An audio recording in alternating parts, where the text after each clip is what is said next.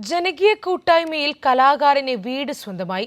പ്രകൃതിക്ഷോഭത്തിൽ വീട് നഷ്ടമായ കോഴിക്കോട് താമരശ്ശേരിയിലെ അജയൻ കാരാടിക്ക് CPM നേതൃത്വത്തിലാണ് വീട് നിർമ്മിച്ചു നൽകിയത്.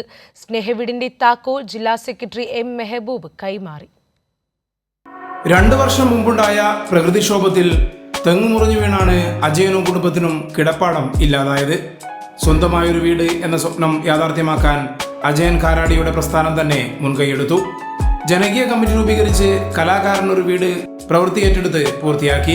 പള്ളിപ്പുറം ഒതിയോത്ത് വീട്ടിൽ വെച്ച് നടന്ന ചടങ്ങിൽ CPIM ജില്ലാ സെക്രട്ടറി M മെഹബൂബ് വീടിന്റെ താക്കോൽ അജയന്റെ കുടുംബത്തിന് കൈമാറി.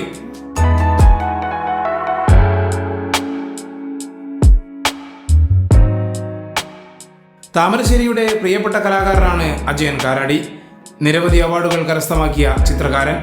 ഭാര്യ ഷിജി നാടക ടെലിഫിലിം ആർട്ടിസ്റ്റാണ്. വീട് നിർമ്മാണത്തിൽ സഹായിച്ച എല്ലാവരോടും അജയനും കുടുംബവും നന്ദി അറിയിച്ചു. നമ്മളെ ഒരു സ്വപ്ന സാക്ഷാത്കാരമാണ് ഇന്ന് പൂവണിഞ്ഞത്. ഒരിക്കലും ഉണ്ടാവില്ല എന്ന് കരുതിയൊരു സംഭവം അത്